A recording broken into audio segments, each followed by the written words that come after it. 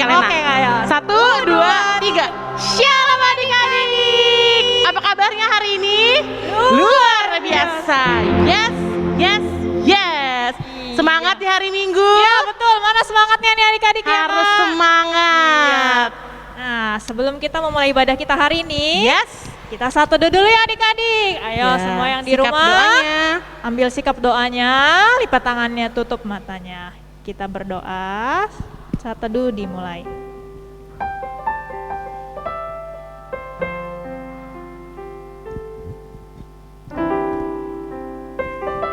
Tuhan Yesus yang baik, terima kasih Tuhan untuk hari yang Kau beri, untuk setiap anugerah yang Kau beri.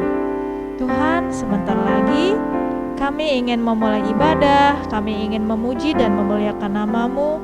Kiranya Tuhan menyiapkan hati kami, agar kami dapat menyenangkan hati-Mu ya Tuhan. Terima kasih Tuhan Yesus, dalam nama Tuhan Yesus, amin. Amin. Semangat adik-adik, sekarang semuanya bangkit berdiri. Bangkit berdiri yuk, Kita mau memuji Tuhan. Ya, ayo jangan lemes-lemes lagi ya Kak. Iya, Penuh betul. semangat. Ya, kita nyanyikan lagu pertama. Apakah lagu pertama? Satukanlah hati kami. Ya.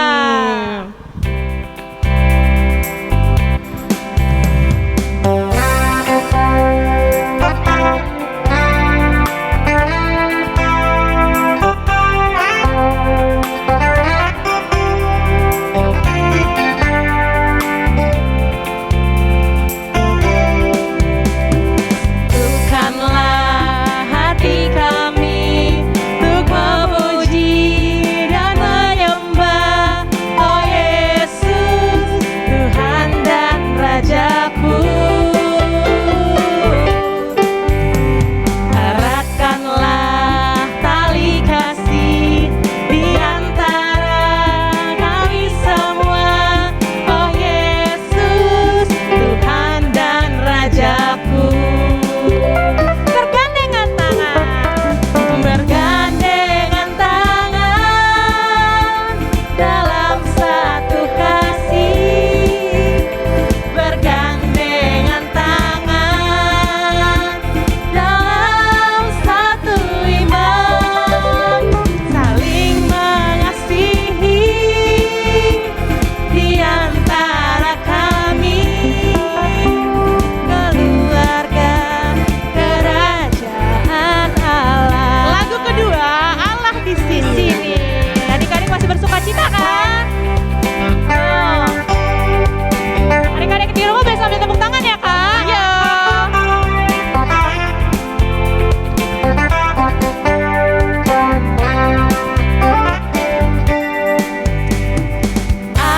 Allah di sini, seperti udara segar yang kuhirup. Dia seperti fajar yang merekah setiap hari. Dengarlah doaku, ya Allah yang hidup. Kita ulang dari awal. Allah di sini, seperti udara segar yang kuhirup. Dia seperti fajar yang merekah setiap hari. Dengarlah doaku, ya Allah yang hidup. Lagu ketiga kalian apa judulnya? Betapa baiknya Engkau Tuhan. Betapa baiknya Engkau Tuhan. Ayo mana sukacitanya adik-adik? Lebih semangat lagi ya Kameli. Iya, ayo. Gerakin semua badannya.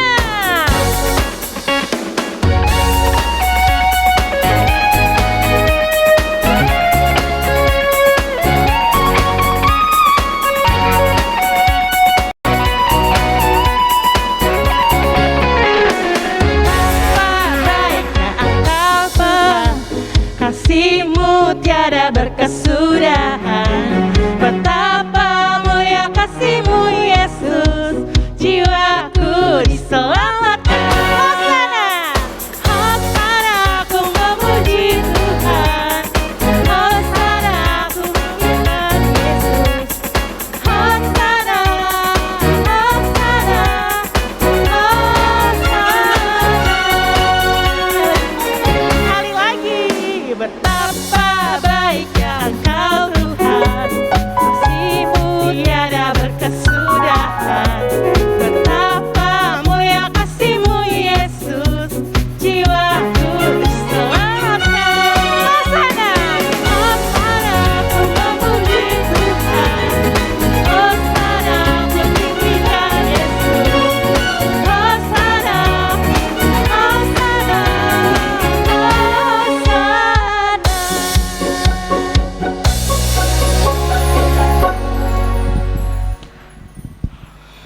sekarang kita mau membaca hukum Taurat. Kita mau baca hukum Taurat yang ke-6. Yang keenam. Ya, yuk adik-adik yang di rumah kita baca bareng-bareng yuk. Yuk Kak Meli. Hukum Taurat Taurat ke-6. Jangan engkau membunuh. Maksudnya adalah kita harus takut serta kasih kepada Allah. Sebab itu, jangan kita mengancam kehidupan tetangga kita atau sesama maupun mendatangkan bahaya kepadanya. Melainkan kita harus bersahabat dan membantu kebutuhan hidup mereka. Coba sekali lagi Kak Lena. Kita Yuk. baca bareng-bareng ya adik-adik. Ya. Hukum Taurat ke-6. Jangan engkau membunuh. Maksudnya adalah kita harus takut serta kasih kepada Allah. Sebab itu, jangan kita mengancam kehidupan tetangga kita atau sesama maupun mendatangkan bahaya kepadanya. Melainkan kita harus bersahabat dan membantu kebutuhan hidup mereka. Nah, adik-adik, sekarang kita mau doa pengakuan dosa yang akan dipimpin oleh Kak Meli. Ayo Kak. Kita bersatu dalam doa ya adik-adik. Mari kita bersatu dalam doa. Tuhan Yesus, ya Allah Bapa kami dalam kerajaan surga, terima kasih ya Tuhan. Kiranya kami hari ini masih bisa beribadah bersama keluarga kami.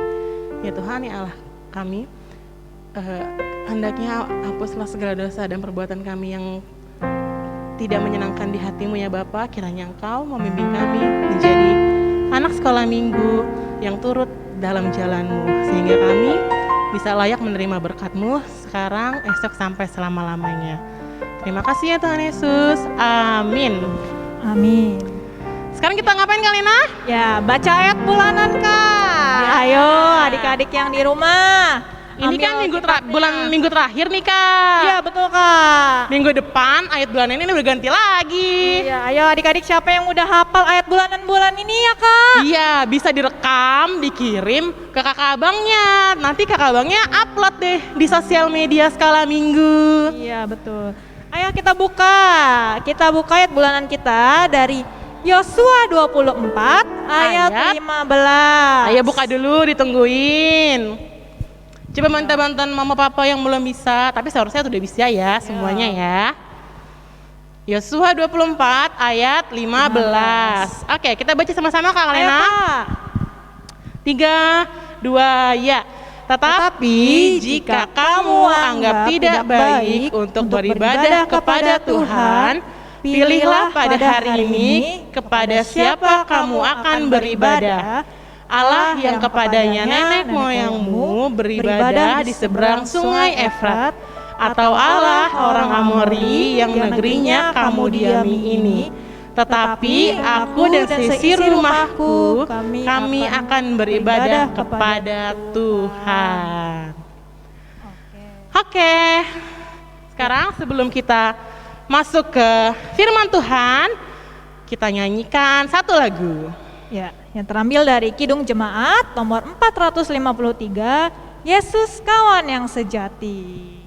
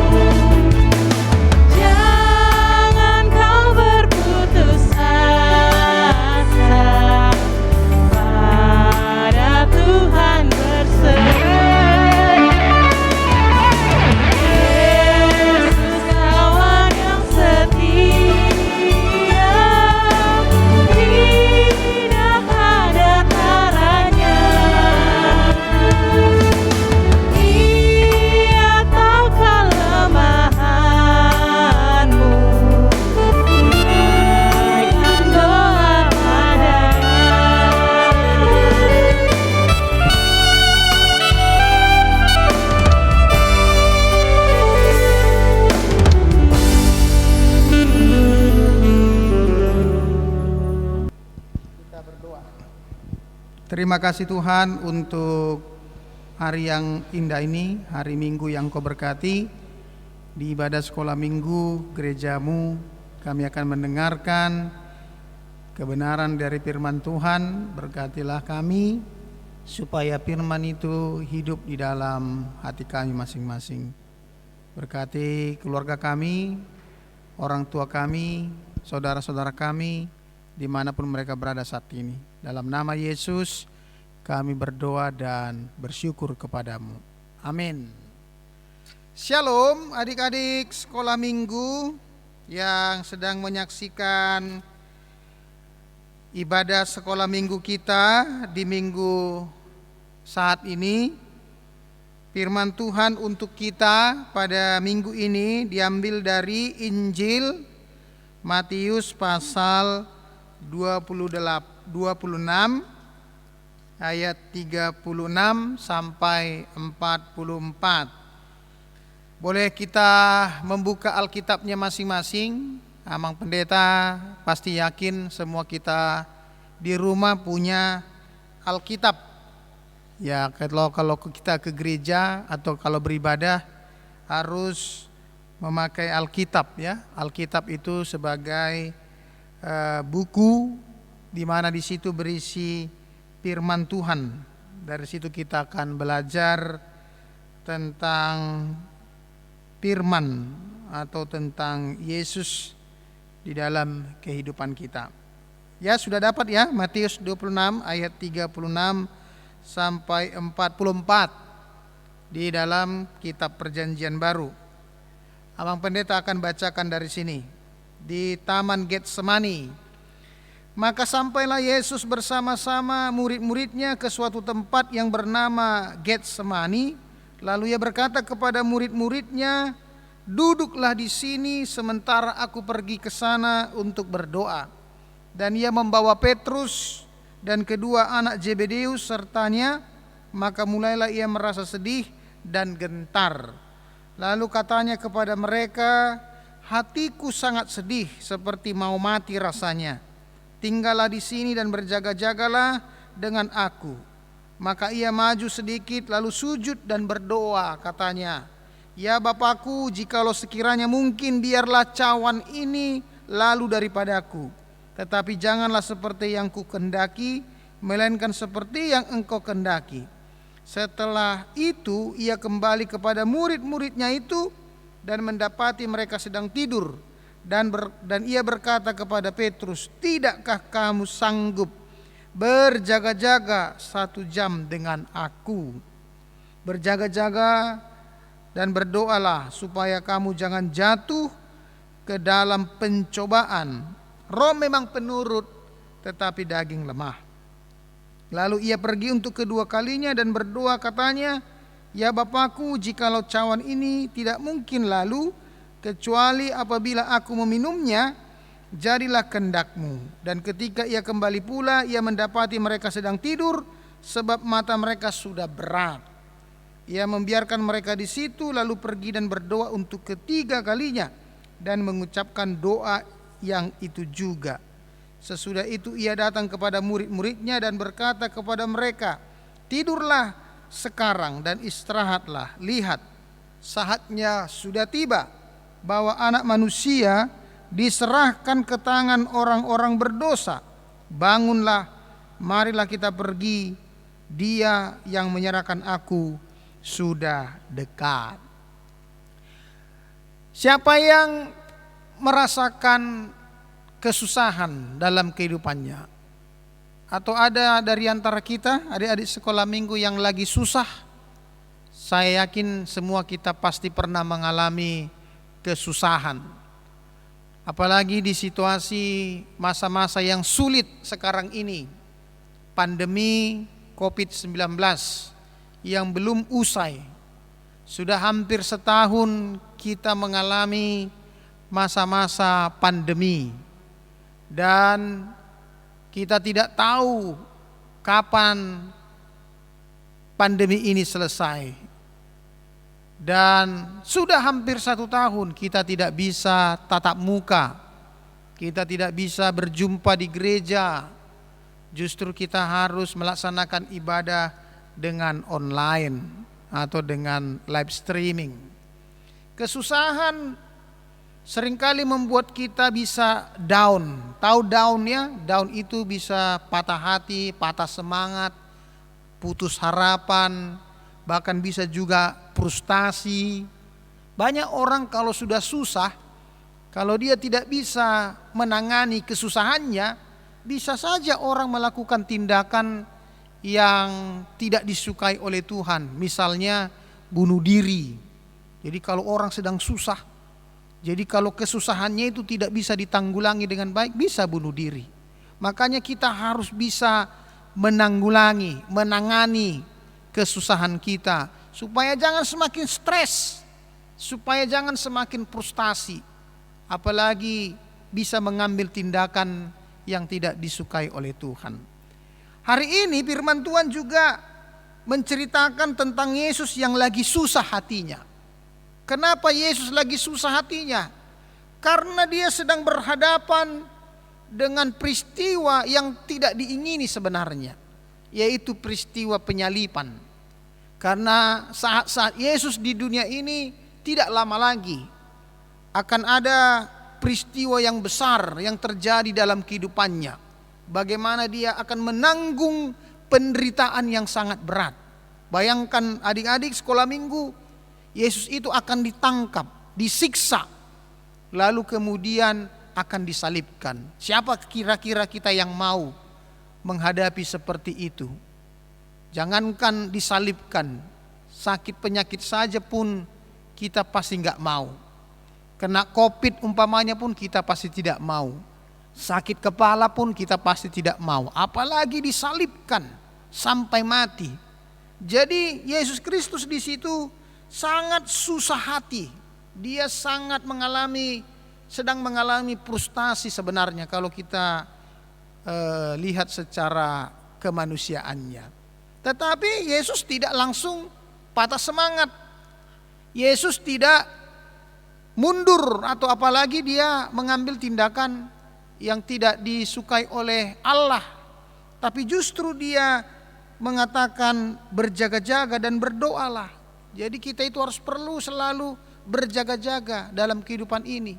Waspada, harus terus mempersiapkan diri kita. Karena banyak peristiwa atau kejadian yang bisa menimpa dalam kehidupan kita. Siapa yang pernah menduga masa-masa pandemi ini? Kan tidak ada. Banyak orang yang tidak siap.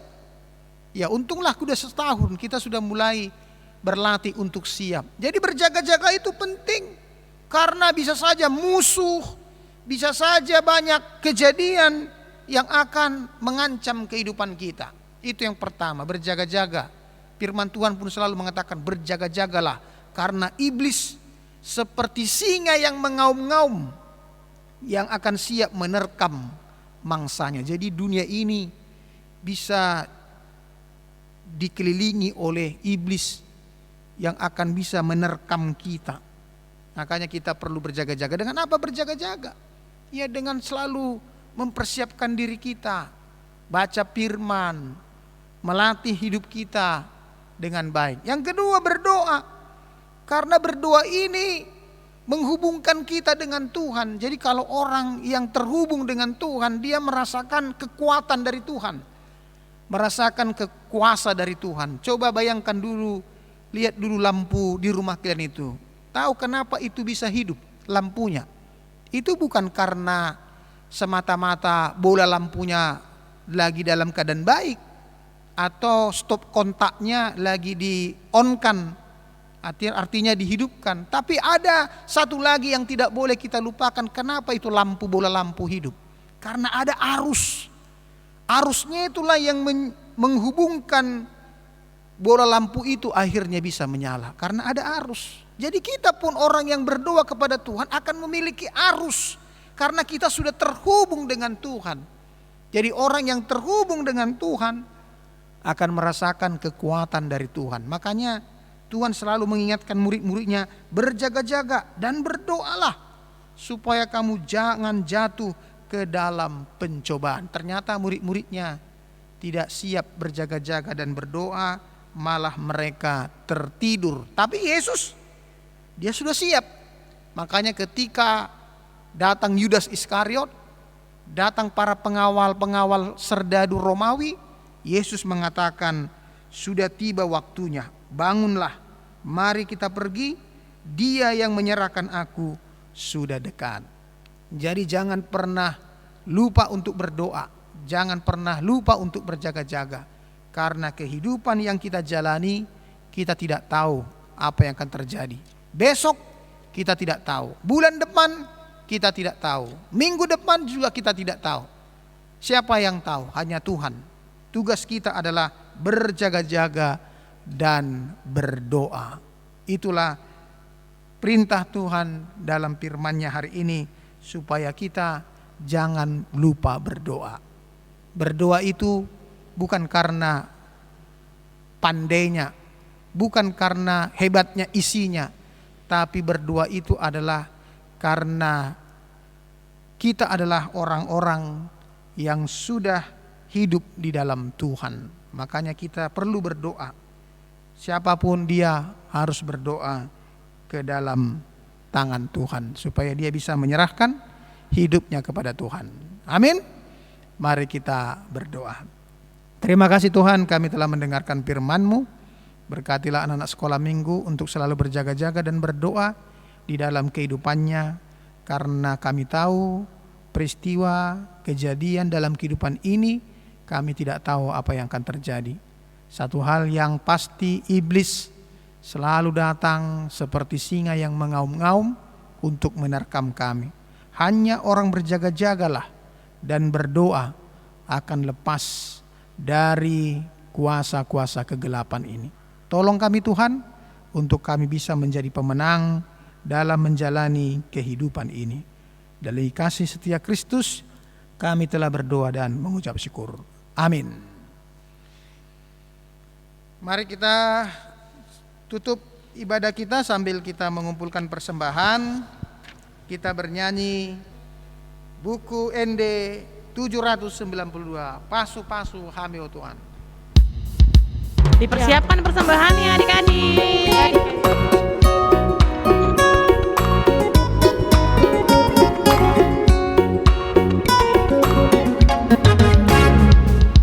Pasu-pasu Hameo Tuhan, sayu sehonda memi, sayang pehon tangani Tuhan, lehon Tuhan Tibur-tibion bermaaf Tuhan, abawanilah sirowan, mengamar sakit tunadangari, gabe pangabuli. Kita nyanyikan kedua. Pasu hamion Tuhan, sayu sehonda memi, sayang pehon tangani Tuhan, lehon Tuhan gagawi, Tibur-tibion bermaaf Tuhan, orang marah lohon dosa, iman gagawi, lalu musui, sius kagagoi.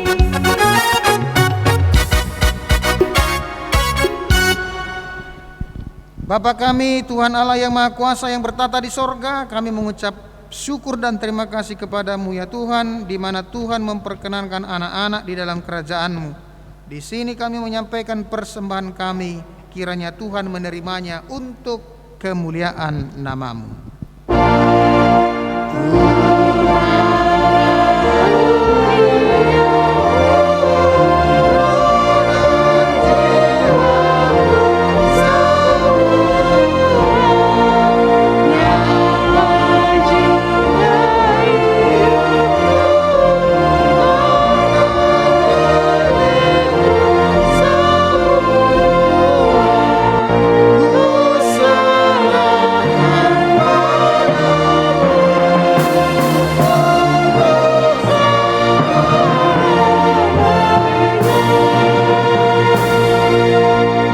Marilah kita bersama-sama mengucapkan doa Bapa kami. Bapa kami yang di sorga, dikuduskanlah namamu, datanglah kerajaanmu, jadilah kehendak-mu di bumi seperti di sorga. Berikanlah kami pada hari ini makanan kami yang secukupnya, dan ampunilah kami akan kesalahan kami, seperti kami juga mengampuni orang yang bersalah kepada kami. Dan janganlah membawa kami ke dalam pencobaan, tetapi lepaskanlah kami daripada yang jahat, karena Engkaulah yang empunya kerajaan dan kuasa dan kemuliaan sampai selama-lamanya. Amin. Tuhan memberkati engkau dan melindungi engkau. Tuhan menyinari engkau dengan wajahnya dan memberi engkau kasih karunia. Tuhan menghadapkan wajahnya kepadamu dan memberi engkau damai sejahtera.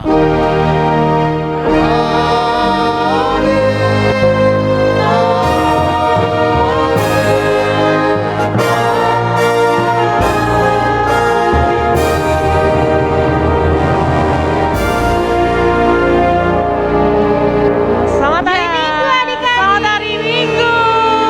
Ya, Kak, ada pengumuman Terima apa, kasih Kak? ya, Mang. Ada pengumuman apa, Kak? Oke, tetap pengumumannya adalah adik-adik tetap harus jaga kesehatan. Terapkan 3M. Apa itu Kalena? Ya, mencuci tangan. Mencuci tangan, memakai masker, dan menjaga jarak. Kalau nggak perlu keluar rumah, mending nggak usah ya Kalena. Iya, betul, Kak. Di rumah aja. Ya, jangan lupa makan sayur, minum susu, dan istirahat yang cukup. Betul, jangan lupa ikuti renungan skala minggu setiap hari ya adik-adik. Iya, oke. Ketemu lagi minggu depan.